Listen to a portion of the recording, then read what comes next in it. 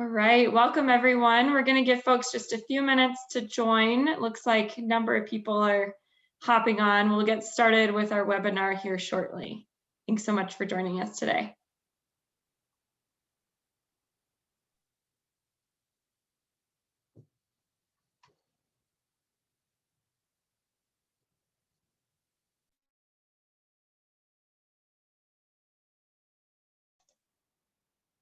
For those of you just joining, we're going to give folks another minute or two to jump on and get their technology all set up, and we will get started on our webinar here shortly.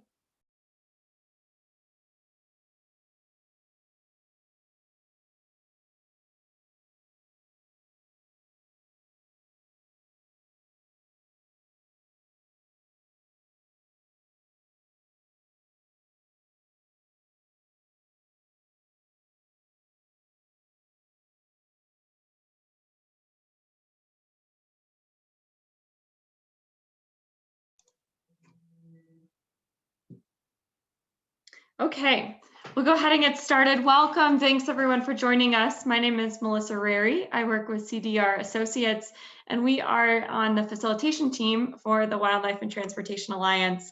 If you've joined us previously, you'll know that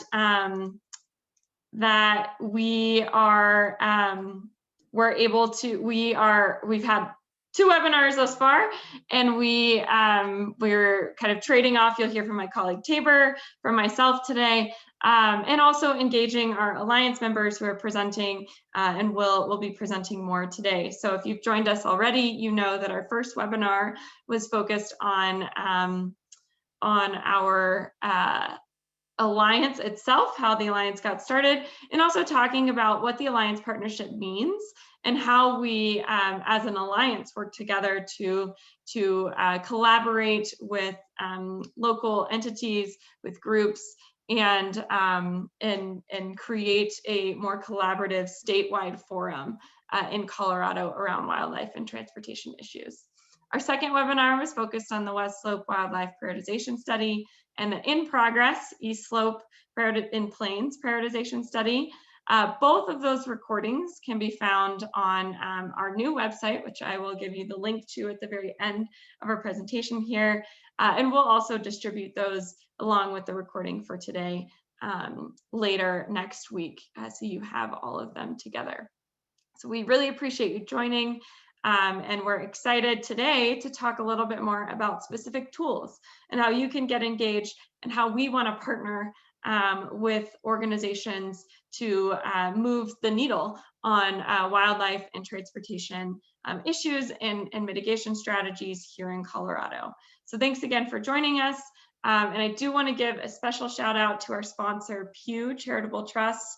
They've been a wonderful sponsor throughout our webinar series, and we're excited to continue to partner with them in the Alliance and continue to engage them and gather their expertise on our Alliance as well. A quick note on technology. If you are new, you'll see that there's not a Q&A button, just a chat button. So please feel free to use the chat. We'll be monitoring any questions, comments that come in through the chat and make sure that we're able to relay those to the appropriate people when we get to the discussion portion at the end of the webinar. As I mentioned, today we'll talk a little bit about what you can do as a partner of the Alliance. We'll present on where the Alliance has been and a recent strategic planning effort that's really changed a little bit of the Alliance focus and understanding how our partners fit into our new strategies and new opportunities that the Alliance will be focused on for the next few years. With that, I'll turn it over to our very first speaker, Garrett Watson with Colorado Parks and Wildlife, who will talk a little bit about the Alliance history. Garrett, please go ahead. Perfect. Thank you, Melissa. Welcome, everyone. Like Melissa said, my name is Garrett Watson. I'm one of the Northwest Deputy Regional Managers at Colorado Parks and Wildlife, as well as a member of the Colorado Wildlife and Transportation Alliance's steering committee. So with that, we're trying to, what I want to do is kind of go around how we formed and how we got to where we're at. So again, thank you all for joining us. We appreciate the support in this effort. So during the previous webinars, we've discussed the work and collaboration between CDOT and CPW that led to our two agencies hosting what was known as the Colorado Wildlife and Transportation Summit in 2017. The purpose of the two-day Wildlife and Transportation Summit was to establish partnerships and develop an action plan to improve highway safety and to conserve wildlife populations and their movement corridors, mainly through things such as highway crossings and mitigation features. One of the big takeaways from this event was the knowledge of how critical it really was for multi-agency collaborations to help address the wide-ranging and complex issues that we were seeing in the state of Colorado. The summit concluded with a development of the framework of an action plan that would allow the state to continue to address wildlife vehicle collisions and habitat connectivity issues across our state. We also formally recognized the need for a steering committee that would help advance this initiative by implementing strategy and prioritizing the areas of focus and basically fine-tuning that action plan that we worked on during the summit. So at the conclusion of the 2017 summit, the Colorado Wildlife and Transportation Alliance was formally created and established as a statewide coalition between the Colorado Department of Transportation, Colorado Parks and Wildlife, and a number of other partners, including the Southern Ute Indian Tribe, some academics, some nonprofit organizations, biologists, engineers, and a number of consultants.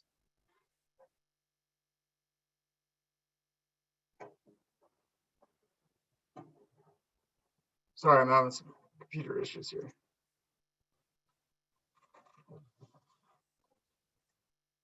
So some of the strategies that came out of this, the development of our action plan, was first, like I said, to form the steering committee to advance the wildlife and transportation goals.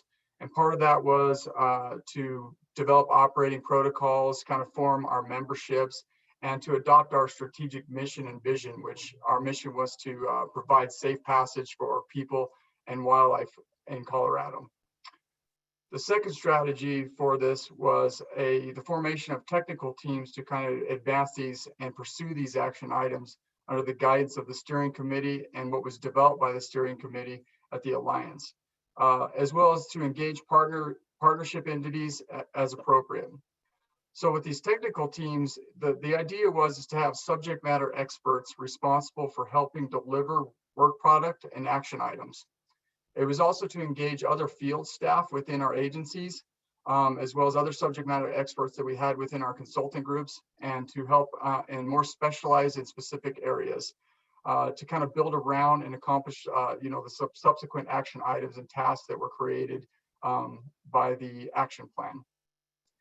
So one of we had three main technical teams that were created, and under each technical team, there was a wide variety of tasks that were included for each technical team to try to tackle. And so one of the first ones that we had was promote the sharing of data and information across the agencies.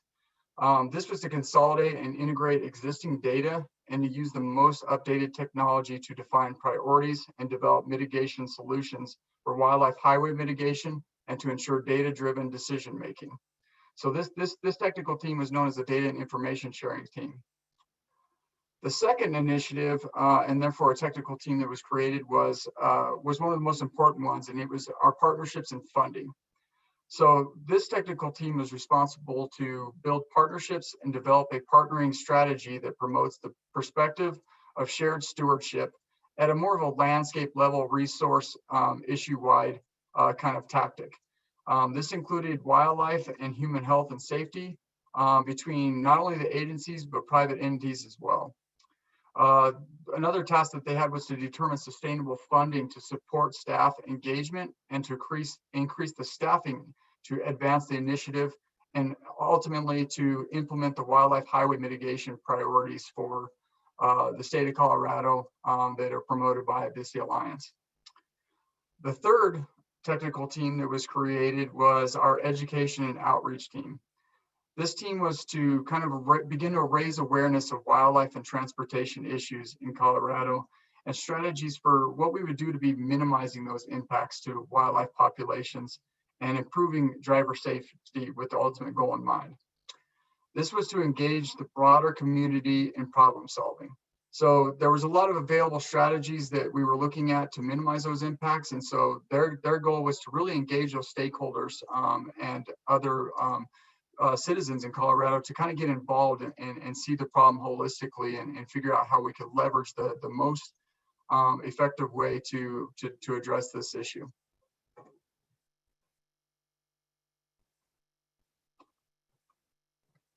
So what is the technical teams and who makes up the steering committee? Well, it's a really diverse group, and that was kind of the intention of this whole process, is to bring in the most diverse group that we could to address these issues coming from all different optics and lenses and capabilities and skill sets. So the primary makeup of the steering committee is Colorado Department of Transportation and Colorado Parks and Wildlife staff. But we also have representation from the Federal Highway Administration, the Southern Ute Indian Tribe, the Rocky Mountain Elk Foundation, the Mule Deer Foundation, the Theodore Roosevelt Conservation Partnership, the Forest Service, and BLM also have representation as well. Additionally, we have staff from these agencies that help comprise our technical teams that have been working on 3 of those main action items that I listed before, which was the education and outreach, partnerships, and funding, along with data sharing. So really a specialized group, and a special thanks to all of them that worked on this, and all our consultants that have really helped make this process continue to move forward.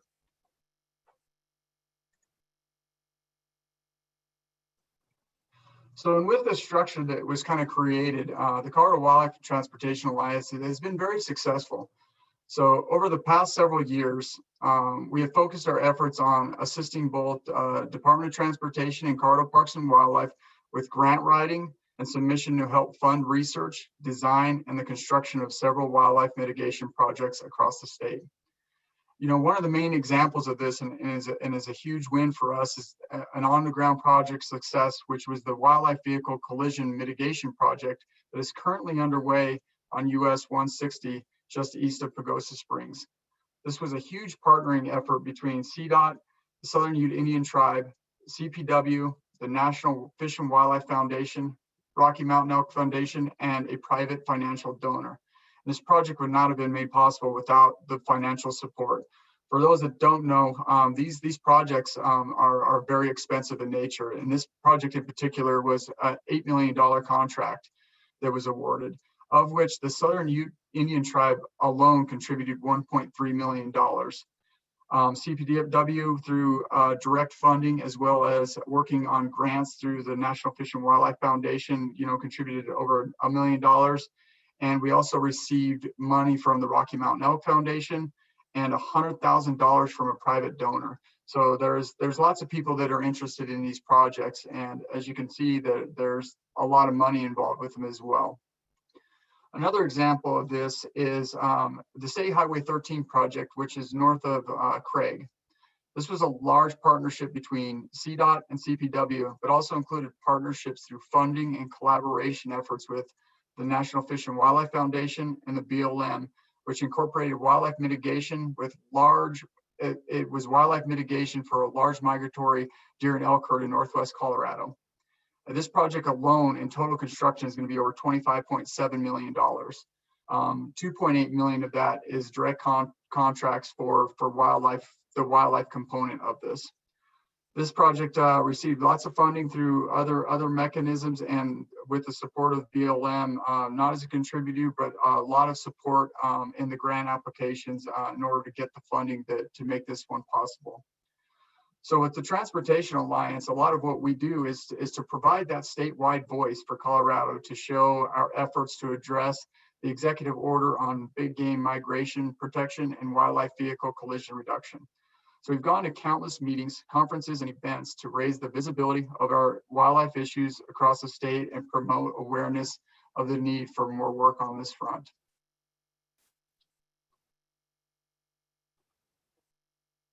So with all these initiatives and kind of pioneering a new idea of how we're going to tackle this holistically and as a larger group, it comes with a lot of wins, but also comes with a lot of lessons learned. So under our original structure and action plan, we learned a number of valuable lessons for this operation. So first, we have realized the importance of having a somewhat narrow and coordinated focus. As most new and enthusiastic groups often do, the Alliance had a very ambitious agenda flowing from all the individual tasks that were identified in the original action plan. With our 3 technical teams, we began to tackle numerous initiatives identified on our action plan simultaneously. This led to numerous groups working concurrently, but somewhat on siloed tasks. While this was working, it has been challenging with our existing capacity, both with our staff and with our funding, to communicate effectively, both internally and externally, but as well as to keep every initiative moving in a coordinated fashion. We believe we could have been more effective at working to address 1 or 2 top priority issues with more coordinated and targeted involvement from our steering committee and technical team members. So to more focus down on the highest priority tasks rather than try to tackle as many as we were at the beginning. Second, we have recognized that we need to do a better job managing our workload to match our capacity. As a group comprised of staff from multiple agencies and stakeholder groups who have taken this on as an addition to their already very busy workloads, we've had to really manage workload capacity and bandwidth issues within our membership. This really was a reality check for us, and how our capacity limits led to initiating an update to our strategic plan, which Melissa had mentioned that we'd taken on a spring of 2021. In addition, we've had to rethink how Alliance members and partners engage on both the steering committee as well as our technical teams, ensuring we have firm commitments from our members on project deliverables that work with our day-to-day job commitments is critically important to achieve timely completion of the Alliance objectives and tasks identified in the action plan. Funding constraints are nothing new to anyone, but since the Transportation Alliance doesn't have a dedicated annual funding source, we've also had it to become very hyper-focused on both the funding constraints and what opportunities were out there to gain additional funding. Struggling to address funding constraints on an annual basis takes time and resources away from working on the action plan deliverables and the tasks in which we were trying to take on. Finding a statewide consistent funding source for the Alliance operations would prevent work stoppage while we sort at funding issues at the end of each fiscal year.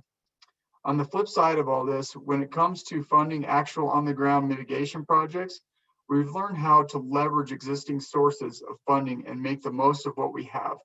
The US Highway 60 project down by Pagosa that I mentioned earlier was a great example of this, and a great example of the collaboration efforts to try to get some of these projects onto the ground.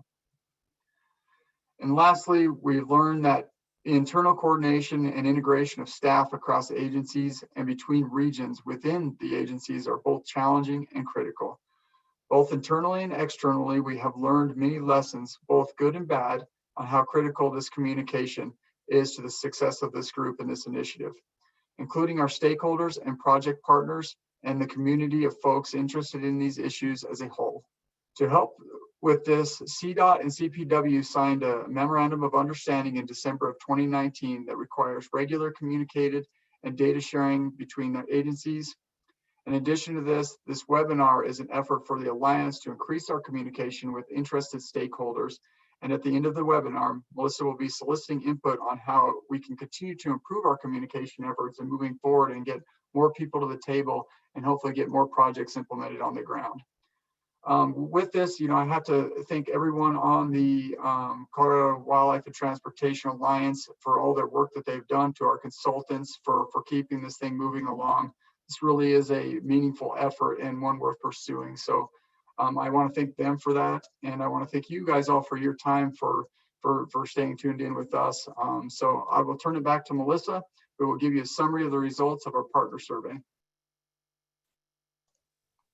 Thanks, Garrett. Yeah, I really appreciate you and your efforts and also helping us understand where the Alliance has been and how we've learned a lot of things over the past 4 years that the Alliance has been in motion. I want to talk a little bit about a partner survey that we did. So as we started to realize and come up against some of these challenges and lessons learned that Garrett mentioned, we wanted to hear more from stakeholders. We wanted to determine how the Alliance could serve as a better resource to help address issues facing Colorado, and we used a partner survey to do that. So I see a lot of familiar faces on the on the attendance list, and many of you participated in this partner survey. And I just want to give a quick high-level overview of what we heard. And then my colleague Tabor will talk about how we used what we heard in the Alliance's most recent strategic plan and what that means for you all as our partners and stakeholders. So moving to our first, just a high-level overview here of the information. We distributed the survey in fall of 2020, so about six to 9 months ago now. We got 50 responses from 44 different organizations. Like I said, many of you participated. And those organizations ranged from nonprofits. Some of them were local agencies, municipalities who participated. Some of them are national funders. And so it was really wonderful to see such a wide range of input that we received. Our goal, as Garrett mentioned, was to understand strategic opportunities to collaborate. So how do we work more with you all as our partners to increase collaboration? Interestingly, and we'll talk a little bit more about this in a second, 70% of respondents were currently working on wildlife vehicle mitigation issues in some fashion or format. And there was extreme interest from all participants to continue engaging with the Alliance, to continue engaging about wildlife vehicle collision issues, and to continue the conversation. So looking at, as I mentioned, we talk a little bit more about that 70% of folks are working on wildlife and transportation issues, but that didn't mean that rose to the top of what people are working on. So you'll see here, we asked about the top wildlife issues for organizations, and more general wildlife issues rose to the top. So we have protection and preservation of habitat, wildlife corridors and connectivity, outdoor recreation, and the more focused and narrow issues fell towards the bottom. So you can see that WVC prevention and mitigation is here that fell to the bottom. That doesn't mean it's not important. And what we realized as an Alliance is that really highlights that wildlife and vehicle collision mitigation ties into many of the other areas at the top of the list here. And so the top options represent really great common places to have a conversation with partners and offers opportunities for collaboration. So one of our really big takeaways is that the wildlife and vehicle collision prevention and mitigation is a niche focus, but it's a specific focus within a broader conversation. Here we asked about what are the greatest needs. If you want to move the needle as a partner on wildlife vehicle collision mitigation, what do you need to do so? And overwhelmingly, and the Alliance resonates with this result as well. Overwhelmingly, funding was at the top. How do we get funding for ourselves, for this work, for on-the-ground projects? A funding source would really help us move the needle. Some other options that folks noted were interaction with a network of partners. So that's where the Alliance comes in. How can we serve our partners and highlight that collaboration? Data gaps, understanding data gaps, analysis and communication, increasing capacity internally for partners so that they can look for funding, search for grants, apply for grants. That capacity question was a big component that came up as well. Connecting between general conservation and WVC mitigation. So here again, we have this conversation around conservation as a broad umbrella topic, and where does WVC mitigation fit under that? How do we coordinate with some of the broader scope to advance wildlife vehicle collision mitigation? Elected official education and information on issues, and a greater understanding in general of what are the issues facing Colorado and how do nonprofits fit into the conversation. And I think this quote is telling of these results. If I could have selected funding 3 times, I would have. And here again, I pulled another quote that I think really highlights some of these themes that came out of this survey. So while all aspects of that list are important to the long-term success of wildlife corridor conservation efforts, until there's a holistic conservation policy strategy that tackles the issue at a local, state, and federal level, there is no strategy. So really thinking about, what does it mean to be holistic? What does it mean to collaborate? And the Alliance has talked a lot about, Garrett mentioned the most recent memorandum of understanding between CDOT and CPW. That was a result of increased interest and increased conversation around wildlife vehicle collisions in Colorado. And our executive order that came out at the very end of 2019, CDOT and CDOT, DNR and CPW are working on a policy report.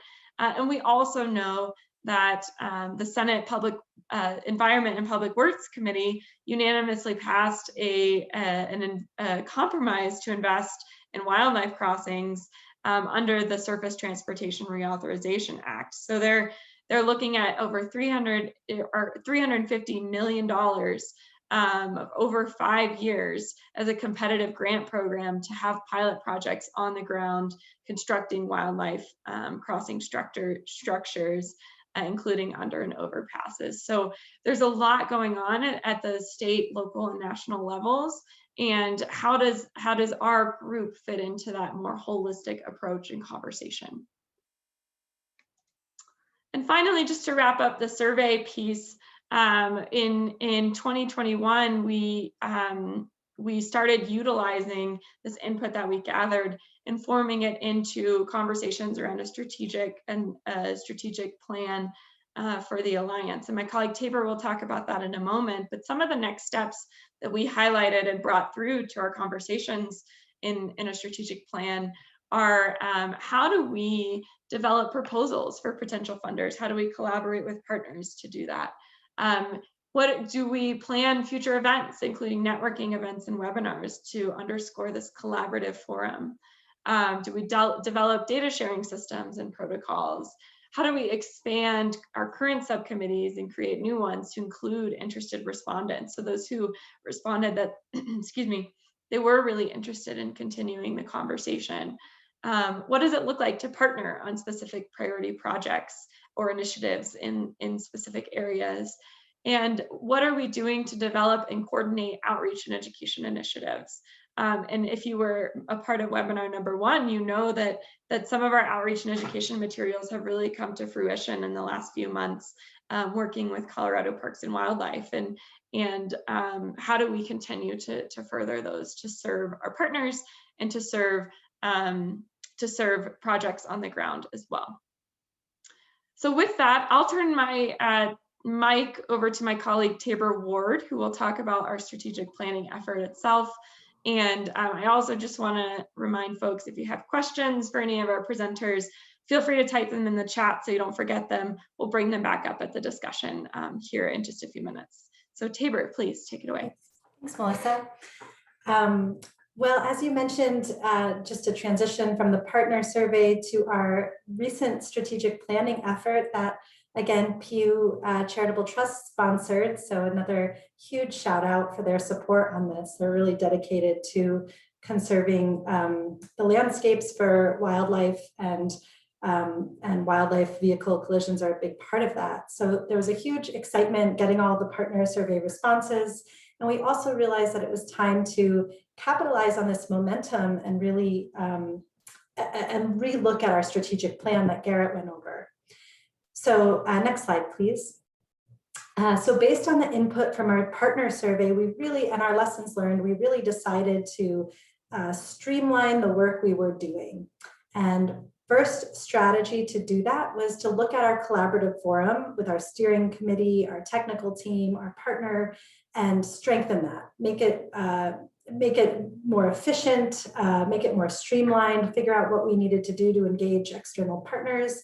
And the second strategy was to start working on the ground, to really advance our East Slope and West Slope priorities. So you can see our mind map here of how we were going to do those things. So defining the alliance structure, does it work to be a steering committee and technical teams? We got some feedback that those felt really siloed. How are we going to make decisions? We've been doing things as a really consensus-based organizations, and is that going to work moving forward for us?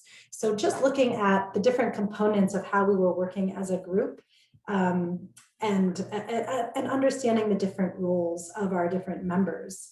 So we created a survey for Alliance members to better understand their capacity, their interests, their goals, and through a series of workshops, we really narrowed our focus to these different strategies. For strategy 1, to strengthen our collaborative forum, our goal is to solidify the agency's commitment to the Alliance, so we can become a real statewide resource and make sure that the agencies themselves and not just the members were on board with what we were doing. What was really important to us too was to increase Alliance member engagement and accountability. For a lot of folks, although this is something that they really champion and we want to be part of and we want to push forward, we already have really full workloads. So CDR, as the facilitating organization, is really working with members of the Alliance from CPW, from CDOT, Mule Deer Foundation, Southern Ute, to figure out what is their capacity and how can we make this part of their day job. So it's just not one more thing that they're trying to figure out how to squeeze in. As I mentioned, a defined decision-making structure. So we did have operating protocols in place. We have bylaws, but there has been a lot of member turnover in the last, since 2017. And so figuring out, okay, as new members come in, is there a clear understanding about what we're doing, about how decisions are getting made, about who is making those decisions, and how to move those decisions up the ladder in organizations. So what we do as an alliance with just a few members really becomes institutionalized at the agency level. Internal communication. How are we making sure, as we mentioned earlier, we're divided into a steering committee and then technical teams, and how are we making sure everybody is moving forward on the same page internally? What do our check-ins look like? As everyone knows from Zoom, nobody wants just one more meeting. So thinking about better ways to check in with members and setting up a Zoom call and looking at newsletters, sort of internal newsletters, as well as external newsletters, but making sure that communication is clear and everyone knows why we're doing what we're doing and the tasks are integrated between the agencies and vertically among the agencies themselves. Finally, our commitment to partner with external agencies and organizations. So thinking about more frequent communication via newsletter updates, thinking about our website, which will show you the new website at the end of this meeting. What information do we want to include on our website? What would be helpful to folks? And again, also thinking about new ways to engage. So it's not feeling siloed and we know we're all in this together. So maybe having a standing video call or monthly check-ins with groups like you who are on this webinar, so we can talk more about what's going on from a state level, from a regional level, from a national level, and we can keep each other apprised of what's working, what's not working, and best practices. So that was our first strategy. Our second strategy that we're really excited to launch is advancing priority projects. So the Alliance decided that we're going to identify a handful of projects across the state to focus on. And then we'll be supporting project readiness, local buy-in and awareness, and assisting with funding and implementation as needed. These priorities will be founded on criteria developed by the West Slope Wildlife Prioritization Study, the East Slope, the upcoming East Slope study, as well as what the Alliance is prioritizing, CDOT's 10-year plan, where CPW's priority herds are. So this is really innovative because we're all regional. And so how do we take that regional momentum and make this commitment to statewide projects moving forward? So we're in the process right now of deciding which projects to pick, how to pick them, and how we're going to, again, work as sort of this regional agency level to support these from a statewide perspective. So there is a significant need for this statewide collaboration and to figure out funding mechanisms as well, so we can talk with one voice as an alliance to recommend these from a statewide perspective.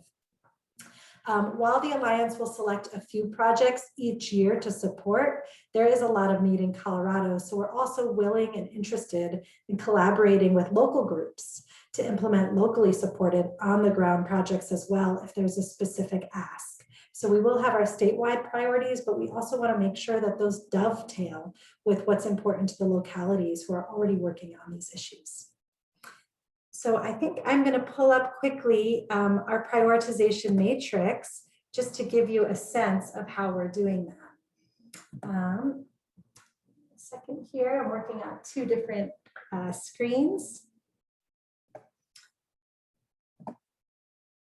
So just to show you what that looks like, is my screen showing up? Yes. Okay, great. So here's an example of our matrix. So you all can see our process of how we're going to start this prioritization. This is just a draft, but as you can see, here we are in year one. So just to run you through this quickly, here's our goals down the column side, and then you can see year one, year two, year three. And as I said, we're just putting this together, so this is still very much a work in progress. We'll go over the matrix in a minute, but we wanted to overlay the matrix with some additional criteria that we're thinking of. Some of these are included in the matrix, some of them are not. But what is CDOT's 10-year plan? And looking at, are we going to pick projects that are within this 10-year plan or ones that are excluded from the 10-year plan? And as you can see, we could go either way. What is the cost of the project? What are projects that are independent of transportation capacity? Looking at proposed transportation improvement plans.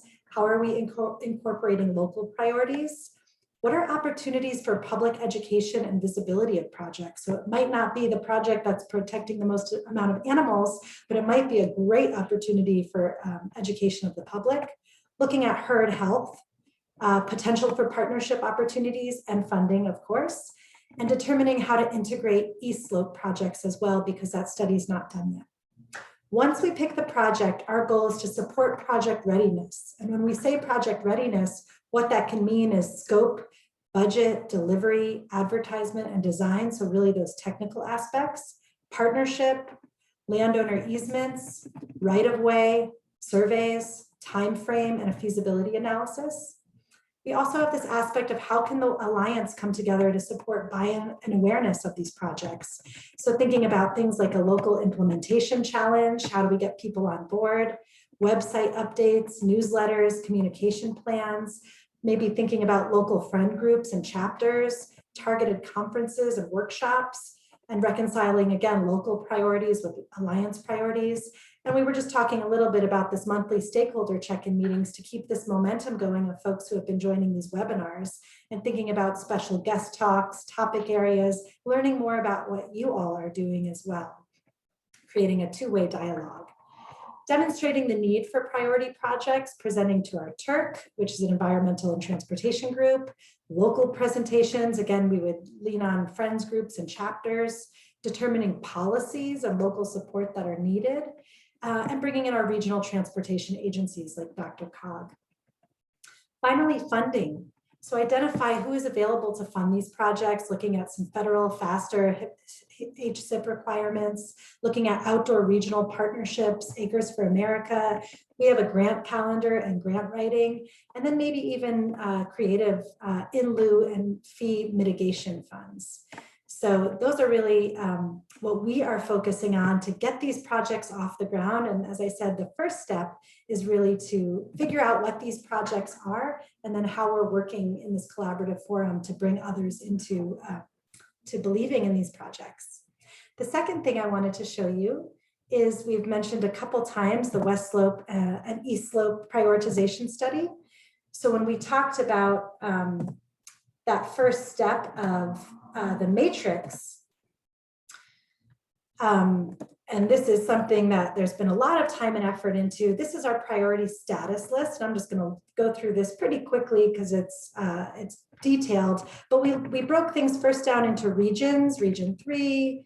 Oh, sorry, this is a little too big to see. There we go. Region 3, region 5, and what we looked at was highway segment, milepost numbers, getting very specific, what the score would be in terms of prioritizing, the regional prioritizing score, so the percentile rank, linking it to different recommendations of why we would focus on these priorities, the project name or landmark, so trying to get a system of verbiage and words, so we're all speaking the same language when we're talking about these projects. What is the project status? This is pretty important of what, this is column H, what are others already doing? How much has been constructed? So where are we in the design phase? Is there an EA or EIS commitment to wildlife mitigation? Are these funded in the STIP, the state improvement? Oops, sorry, where did we go here? Is there a PEL or other comparable crossing mitigations identified? Is it in the secretarial order as a priority herd? What is the impact on the populations of deer and elk? Is it low, medium, or high? And is there an opportunity to improve existing infrastructure? What is the constructability and feasibility? What is the funding potential and partnership? How about land security? Is this around easement? Is there a potential for easement? Because that's really important. We don't want to put a structure in and then have a development nearby. So really looking at that protection of land around the different mitigation structures. And then is it in an energy development corridor? So these are just some of the criteria that we are using right now to look at how to prioritize the projects. And what priorities we're going to be choosing on the ground moving forward, so the Alliance can start jumping in and becoming part of that solution on the ground. Lastly, I wanted to hand this off now because we wanted to talk a little bit about some examples of priority projects and walk through how these are important to Colorado at the moment and how advancing priority projects is already happening on the ground. Thanks, Tabor. We will turn it over to Tony Katie to talk about our first example, US 160 east of Fort Garland. Yeah, thanks. So I wanted to walk through a particular project that's of interest to Region 5, which is Southwest Colorado, but also of interest to the Alliance, and hopefully one of the projects that we'll be pursuing as we work towards our project implementation efforts. This project was called out on the West Slope Wildlife Prioritization Study. It's situated just east of Fort Garland on US 160. The largely undeveloped shrublands and woodlands bordering US 160 between Fort Garland and Levita Pass really offers very extensive and quality summer and winter habitat for both resident migratory mule deer and elk. The daily and seasonal movements of these two species, as well as those of black bear and antelope across US 160 to access important habitats, has really led to very elevated levels of conflict with motorists also using the US 160 corridor. I wanted to provide just a quick refresher on what the West Slope Wildlife Prioritization Study was.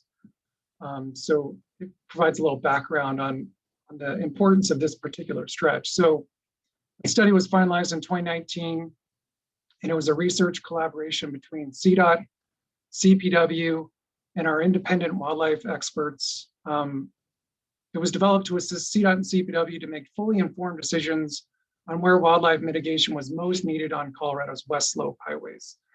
We're also doing this on the East Slope right now, but that study won't be completed until later this year, early next year. So using data from both the state agencies, the prioritization study identified, mapped, and prioritized highway segments across the Western Slope based on the risk of wildlife vehicle collisions and the need for mule deer and elk to make movements across the highway, particularly during migration and then within winter range areas.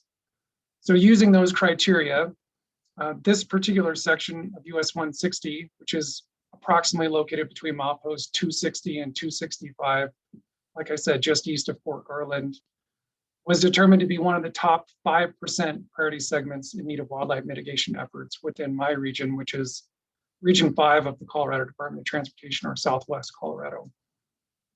And within that study, as you can see on this slide, it recommended the installation of 3 large game underpasses within this segment of that corridor. And this map was taken directly from that document. I did provide a link to the document within the chat if people are interested in taking a look at it and using it to look at priority projects within your own area. So next slide. All right, so even previous to the West Slope Wildlife Prioritization Study, this corridor had been on our radar for quite a while. One of the last studies that we've done in 2018, we conducted a critical location safety study, which was a study really aimed at identifying and finding appropriate mitigation for those really high accident-prone areas within our region 5, which is comprised of 15 counties, so a pretty large area. And this segment of US 160, east of Fort Garland, all the way to the summit of Levita Pass was studied. And it highlighted that up to 73% of the crashes reported to law enforcement on this segment were wildlife related. Next slide. Then on top of that, our maintenance forces collect information on any carcasses that they remove from our highway. And that data shows that they had removed over 250 mule deer and elk from this segment in the past 10 years. So the wildlife vehicle collision data shows that wildlife vehicle collisions were most often reported in March, October, November, December, which makes sense. These are the months that correspond to times when elk and mule deer are moving between winter and summer ranges. And when they're routinely present while using the winter range that's offered by the foothill shrublands of woodlands in this area. And then, as I mentioned earlier, the idea behind the West Slope Wildlife Prioritization Study was to identify segments and then recommendations to effectively reduce wildlife vehicle collisions. And the West Slope Wildlife Prioritization Study recommends wildlife mitigation for this road segment between milepost 259 and 265. And this shows where the 3 underpasses would be sited, but the mitigation would also include exclusionary fencing to prevent wildlife entering into the roadway, the multiple underpasses that are in the design to allow small and large game to cross beneath the highway, and then escape ramps to enable wildlife to escape fenced right-of-way segments if they happen to get trapped within that area. So as far as the current status of this particular project, CDOT has programmed $5.5 million of faster safety funding to help build the project. We anticipate that this will allow us to build several miles of exclusionary fencing, deer guards at the accesses, and deer jump outs. We're also addressing some infrastructure needs on this road as well. So we're going to build some vehicle turn lanes at 2 intersections to address some other safety related accidents that are happening on this corridor.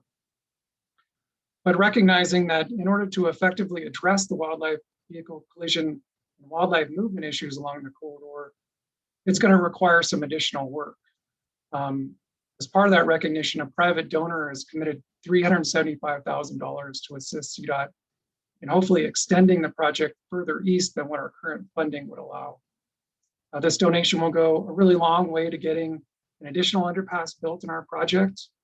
But as Garrett talked about, these are really expensive pieces of infrastructure to install. So the typical wildlife underpass costs approximately $1 million to construct. So, $375,000 will go a really long way to getting an additional underpass, but even more funding is going to be necessary to complete the finance package for this particular project. So the Alliance has been working with funding partners to garner interest in the project. But we also need local stakeholders and other state and federal funding partners to recognize the need for additional funding that would allow us to build the project that's ultimately needed on the corridor, and not just the project that we can afford right now with our limited funding. So as Tabor talked about, next steps would really be for the Alliance to select this as a project priority for implementation, really facilitating conversations with the adjacent landowners for easements for wildlife movements into and out of those structures, identify local entities and other partners who can help promote the project, and then working on funding challenges or other opportunities for potential funders to come to the table with financial support that would allow us to increase the project scope. And we really do want to start engaging with local chapters, local friends groups who could really help us promote the project, support any grant applications that we're going to submit for this particular project to get some additional funding, and maybe even submitting grant applications themselves specific for this project so that it's coming from multiple grant requesters instead of just the DOT or CPW. I think as many voices that can be heard showing that this is a need is really critical. And that's the 160 East of Fort Garland project. And I think the next one we were going to highlight is I-25. Correct. Thanks, Tony. And Andy, I will turn it over to you. Andy Howe with Douglas County. We'll talk a little bit about I-25.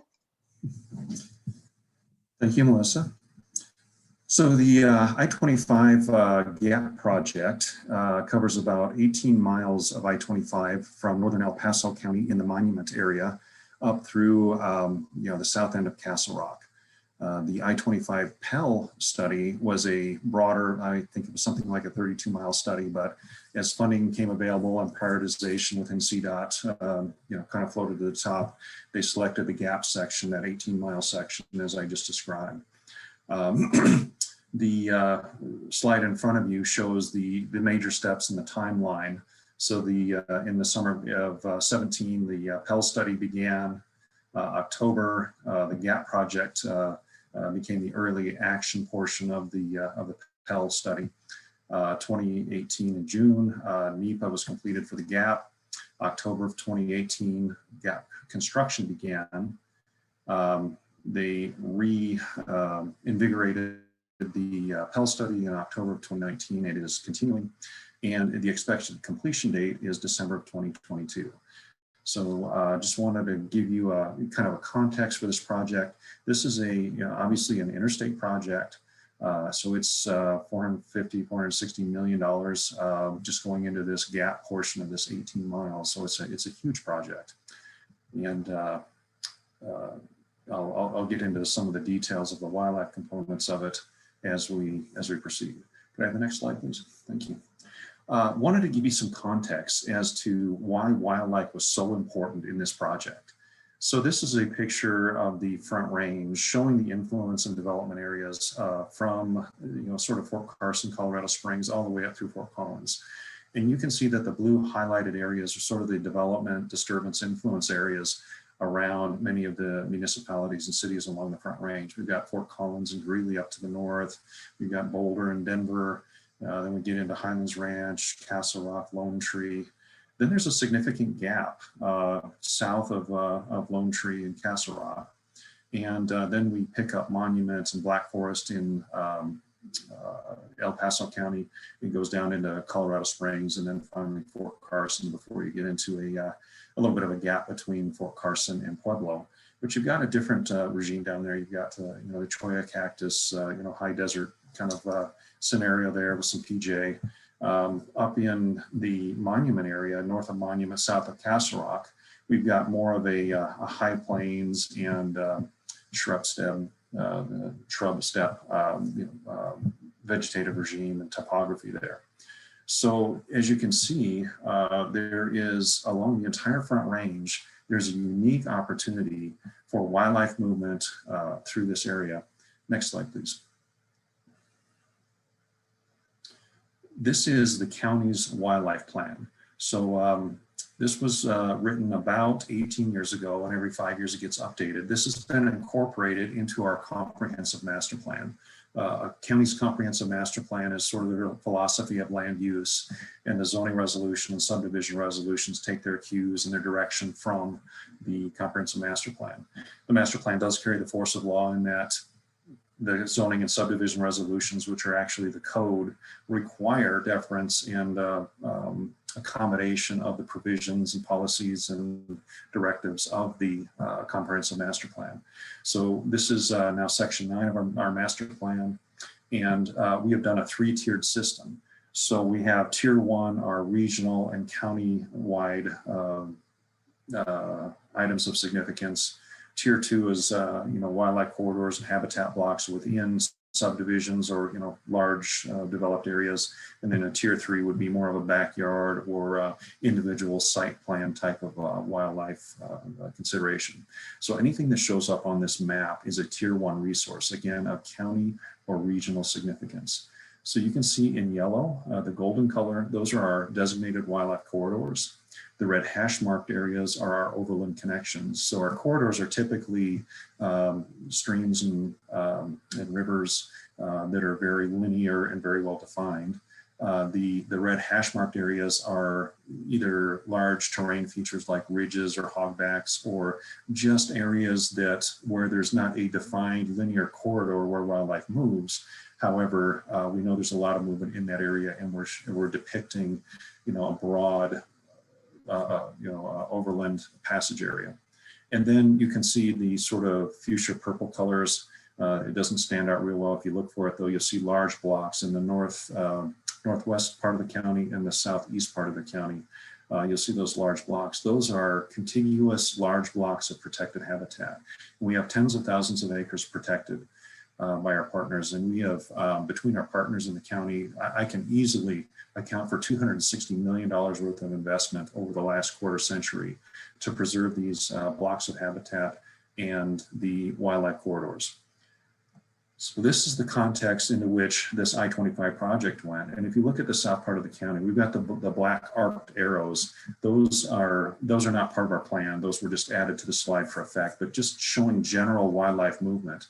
And in that very southern area below and above the yellow star, you see a tremendous amount of wildlife movement. And for since the beginning of time, wildlife have been moving across the highway corridor.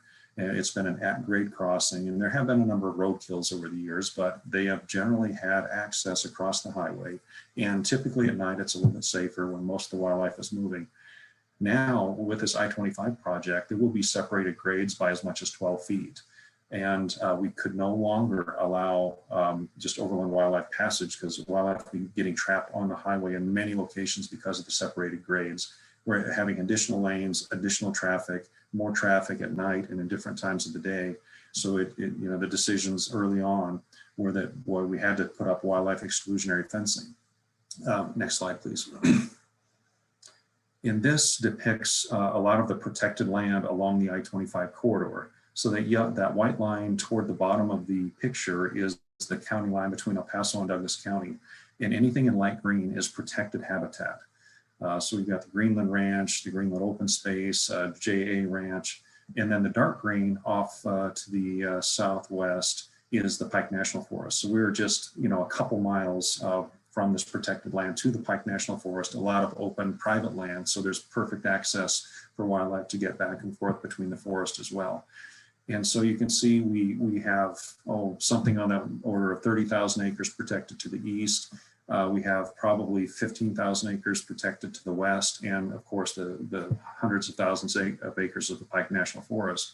All of a sudden, the highway corridor is becoming an impassable linear barrier. So this was a major consideration during the environmental discussions with CDOT and the partners. So Parks and Wildlife was obviously a part of that. Douglas County, jumped in right away to be a part of that discussion. We felt it was very important for our wildlife plan in the $260 million investment we and our partners have made in this habitat and corridor plan for the county to ensure that wildlife passage was accommodated. Next slide, please. So as part of that plan, we have secured, I'll call it $40 million of wildlife concessions. 20 million of that was the bridge over East Plum Creek. Now that bridge had to be built anyway, so a large portion of that 20 million would have been for infrastructure, no matter how it went. But because of our efforts, it was designed at a wider scale and a bigger span. So it did increase the cost of it. But there were $20 million of just hard wildlife improvements. There was the East Plum Creek Bridge and 5 underpasses. There was exclusionary fencing, jump outs, and of course the deer guards on the entry ramps and things like that. So So, you know, if you wanted to be hardcore, $20 million of wildlife improvements, if you count the East Plum Creek Bridge, 40 million.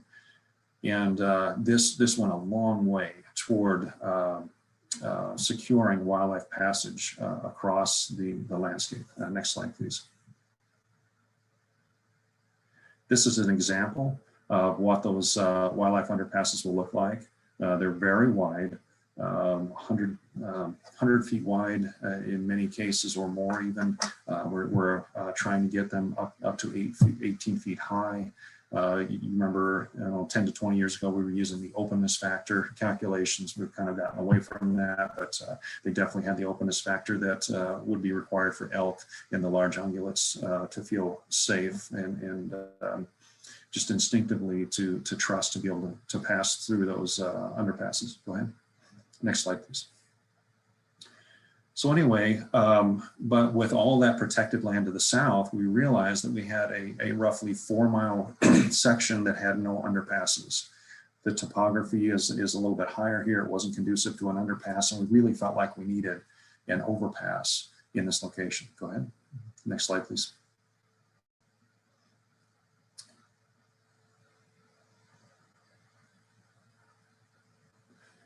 Okay, so why an overpass?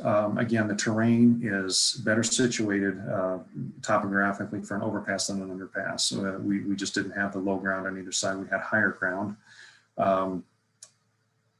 We have a great species diversity here. We have pronghorns right at the location of the proposed overpass. We have a herd of bighorn sheep that hangs out on 4 of the buttes there. There are at the population highs, there's 60 to 80 animals there. There's a minimum of 35 at any given time. We have elk herds of 350 to 500 right in the immediate area, lots of mule deer, and of course, all the other, bears, lions, and everything else. The vigilant species, especially the elk and the pronghorn, and I'm sure the bighorn sheep as well, are going to be more comfortable going on an overpass than through an underpass, even when they do become habituated. Next, please. So this is just a graphic showing going from the private Greenland Ranch, 17,000 acres protected in a private conservation easement and ranching for wildlife program on the east side to the Greenland open space, county-owned 5,000 acres in that parcel immediately adjacent. And we've got, additional several thousand acres in contiguous properties. And again, a hop, skip, and a jump away from the Pike National Forest. Next slide, please. So at this point, we have identified the location. We've gotten, I should say CDOT has gotten the design up to about the 20% complete stage. So we need to complete that wildlife, or sorry, the overpass design. That will take about 9 months and $750,000. That money has been allocated and design is advancing now. Our next step is to secure a private easement on the east side.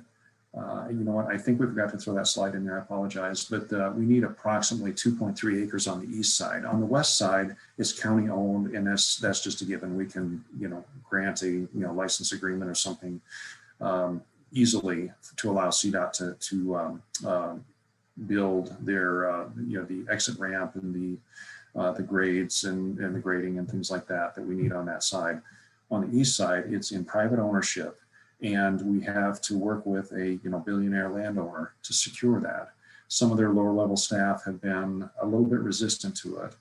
And so CDOT needs to have this design at 60 to 90% before they'll approach the landowner and make an offer to purchase that easement. So we've done preliminary design, we've had initial conversations with the landowner's attorney, and we are just waiting till that package gets to 60 to 90%. That will be first to second quarter next year. Then we'll provide that offer to the landowner. Hopefully that will go through. And then the final step will be to secure $15 to $18 million in funding for the actual construction. So we're looking at Colorado Highway and Transportation Wildlife Movement monies. There are some federal acts out there like the Great American Outdoors Act, and there's been some other efforts through some of the agencies to provide funding. There are some more traditional highway funds such as the Build Grant. And, we can look at other conservation type grants in the area. We have actually applied for some of those previously. And of course, partnerships. Sometimes, counties and CDOT and other agencies are participating in the funding. But we feel that this is such an important priority with its proximity to the Front Range. And again, taking your attention back to, if you can recall that Front Range map, this is the last remaining corridor between Fort Carson and Colorado Springs to Fort Collins that has the protected land, the topography, the vegetation, and the management to allow for large numbers of wildlife to pass back and forth across the highway as we develop and become more fragmented, more disturbed, and there are just less and less opportunities.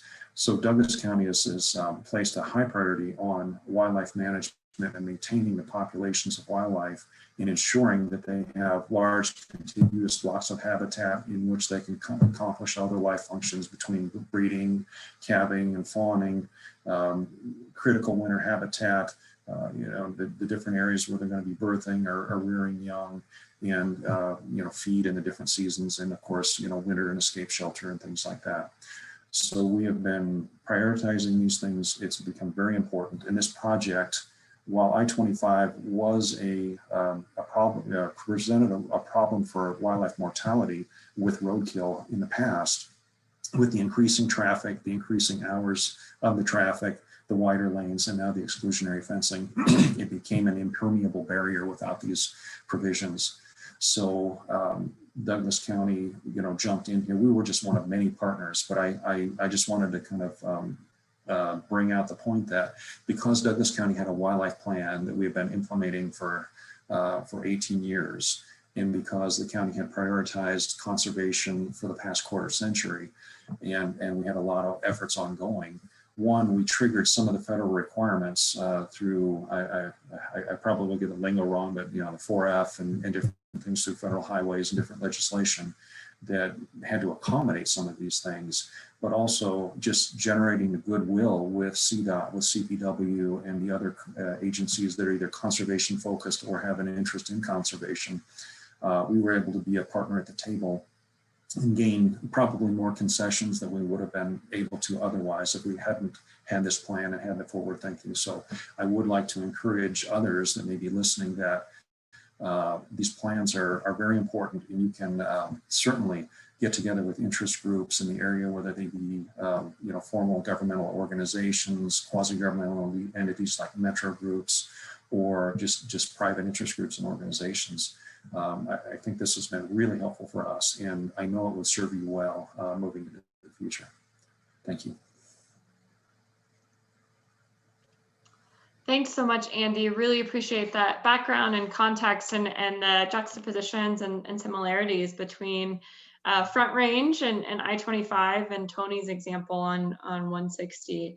And we're going to turn it over to discussion now. So we've got about 15 to 20 minutes for discussion. And I've got a couple of questions here. And Andy, I might actually stick with you first. We had a question come in specifically about I-25, and it's asking about how much of the corridor will end up being game fenced, and wondering if it's finite. So just curious if you can maybe talk a little bit more about the fencing component. Certainly. The fencing runs from the monument area all the way up to about 3 to 5 miles south of Castle Rock. So immediately south of Castle Rock, while there is open land, there's enough development and traffic and things like that. There's not a huge amount of wildlife movement. And balancing costs of the fencing and the jump outs and the ramps and the deer guards with the probability of wildlife getting onto the highway and getting stuck or hit or causing a hazard, we ended it right in the Crystal Valley area, may have been Crystal Valley, Bear Dance. So it's, I can't remember the exact number, but it's 3 to 5 miles south of Castle Rock. And so it will be effectively a barrier to wildlife from Castle Rock all the way into Monument. Thanks, Andy. I really appreciate it.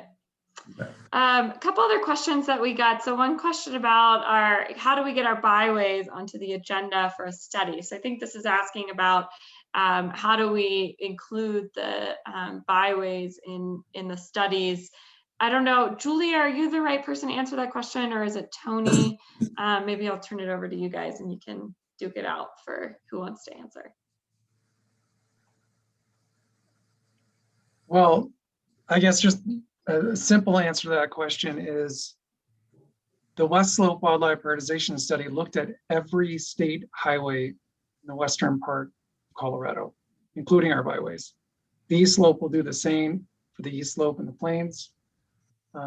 So, you know, they were all reviewed, and then the ones that were in the top 10%, we're going through and we're doing those site-specific recommendations. So I'm sure that there are byways included in the West Slope Wildlife Prioritization Study that have been prioritized, and likely for the East Slope as well. So I think we've got you covered. Awesome, thanks, Tony. All right, and Tony, there's a question for you in the chat. I'll let you maybe take that in the chat itself. I'm curious, from any of our panelists, feel free to jump in here. And then we actually have a couple questions for you as our attendees and partners. So one just for our panelists, and I'm just wondering, maybe we could do a quick round robin. How can we help each other? So how can partners help the Alliance in strengthening collaboration, and how do you envision the Alliance helping other partners as well? So maybe I will, I'll start with Tony. I see your name first on the screen. Don't mean to put you in the hot seat here. But what are some of your ideas of how we can help each other in this collaborative effort?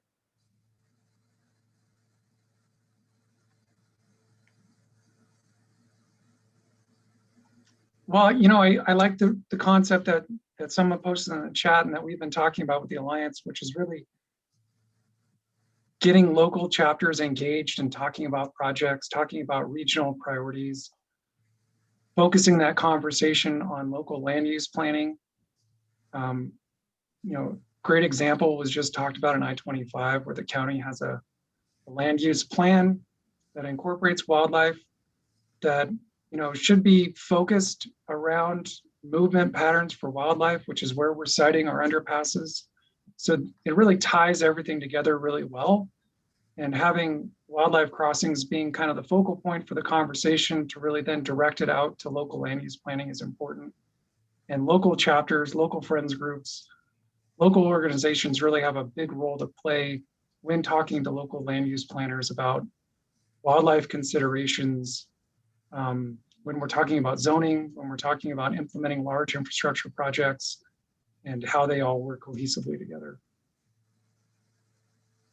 Awesome, thanks, Tony. Andy, do you have additional thoughts of how we can strengthen collaboration between the Alliance and partners, and even from your perspective as a county and municipality?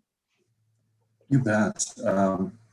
So one of the, you know, from the previous question, it seems that some people are thinking that we have to wait for the, you know, the central agency, you know, so CPW, to, you know, ramrod an effort or to be a part of a major study or something like that.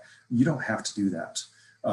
Every municipality, every county has an area that they're responsible for. You can certainly address wildlife and conservation within your planning project or process. There are many interest groups. There are landowners that are very familiar with wildlife. They know exactly where everything is. You know, when I was a DWM, I relied on landowners. They'd have been out there sometimes for generations, and they knew better than I did where the wildlife was, what their patterns were. Talk to the landowners, talk to the interest groups. You can do bio blitzes, things like that. But start to see what wildlife you have, where it's located, you know, what its primary ranges are, you know, what the important corridors to connect those blocks of habitat are.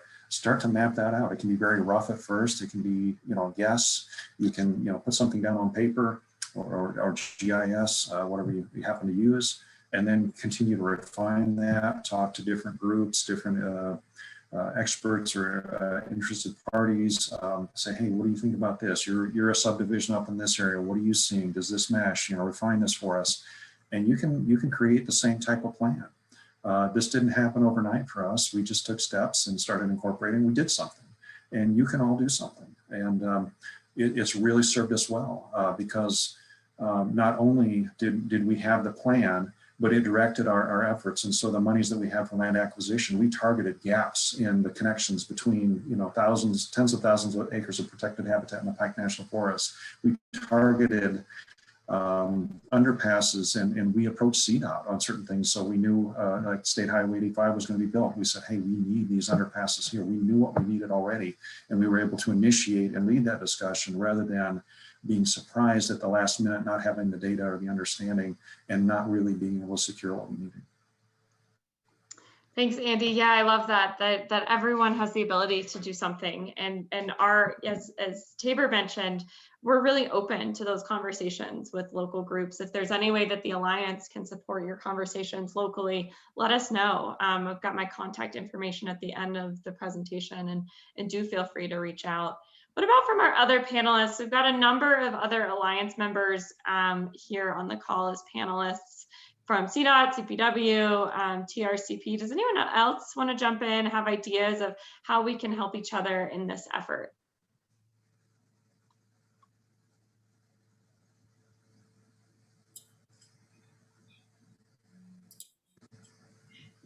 John, I see you unmuted yourself. Hi, Melissa. Yeah, that's John Holst from the Theodore Roosevelt Conservation Partnership. I would like to just highlight that Andy's example of Douglas County is kind of a model. I think that, in terms of the Alliance going forward, and what would really help is to have, frankly, more local interest from, local governments and, frankly, local citizens to work with their counties and municipalities to do that planning effort that Andy kind of presented. Really, as I've worked around the state, there are counties that are doing that and municipalities that are doing that, but it's not all that common. And so, when we're talking about these huge investments that Tony and Garrett and others kind of laid out that we're trying to plan for these highway corridors, I mean, it really does require, that everybody is on the same page with sort of those land uses going forward. To make it so that those crossing structures remain effective for the long term. So yeah, I think where we are right now with the Alliance is really needing more of that local collaboration with some of these local planners on local planning efforts. Absolutely. Thanks, John. And that's a great segue into our poll. So I'm going to open up a poll. We have a couple questions for you guys to help us understand a couple of different things. So one, how you would like to best engage with the Alliance, as folks mentioned. If an option that you've thought of is not in the poll, please type it into the chat. We want to make sure to capture these and figure out what works best for folks. And then the second question will be, are you interested in establishing a local Alliance chapter in your area to support these conversations? So I'm going to open the poll here and give folks just a couple of minutes to vote, and then we'll have a brief discussion after that. So here we go with the poll.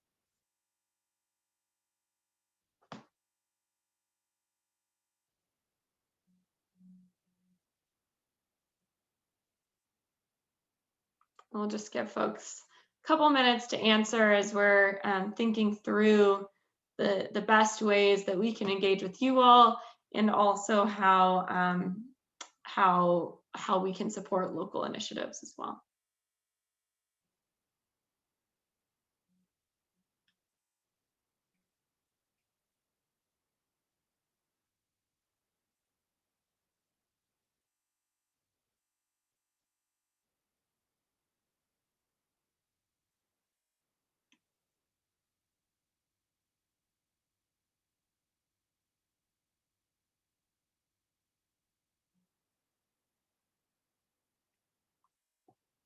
And these responses are not anonymous. We'll be able to pull information. So for example, if you said you'd love to lead a local chapter, we'll be able to pull that information and would love to connect with you. You can also feel free to email us and we can talk more. So I'll give folks just another minute to answer some really interesting answers here, and I'll share them with the group once we've got a majority of folks in here.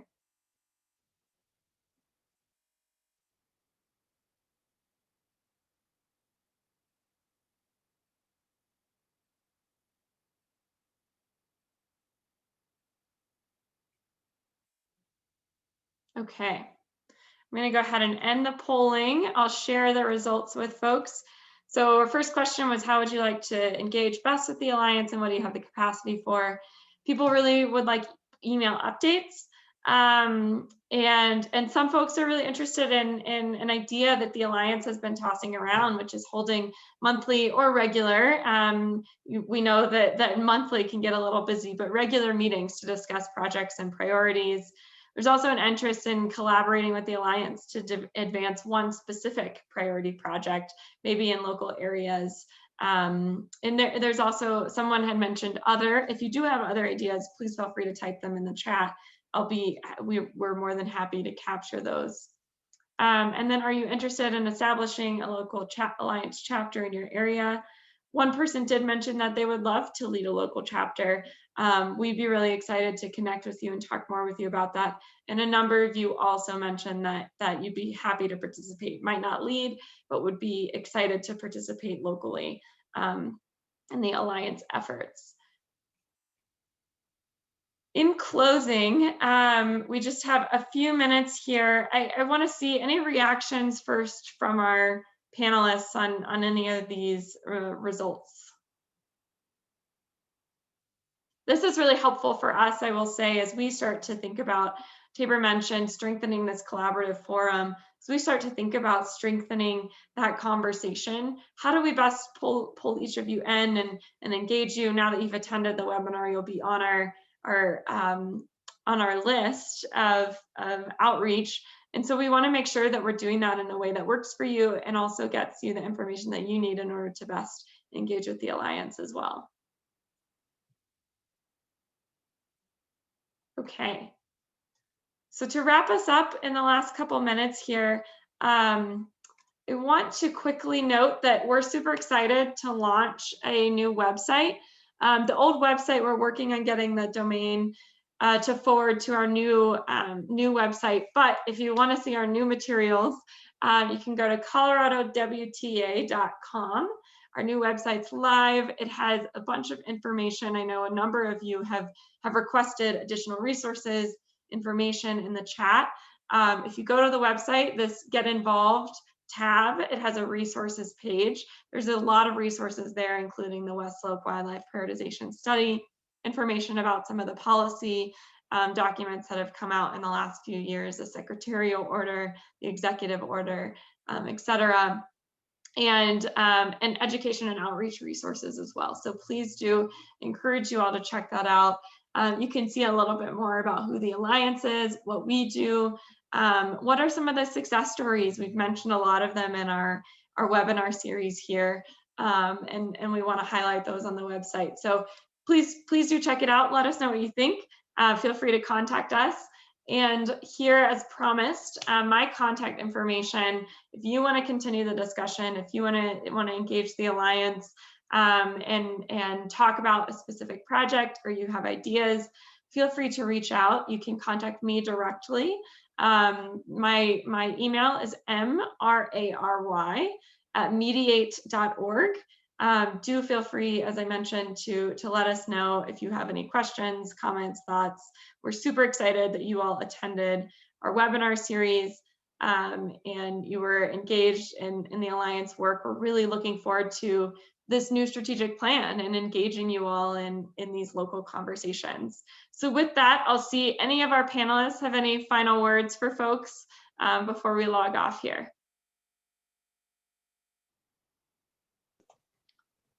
No, just thanks to everyone for attending, and thanks for your input on the polls. Awesome. Thanks, Tony. Yes, I echo that. Thank you so much. And we will be in touch shortly. And if you're looking for the webinar recordings, they are on our new website.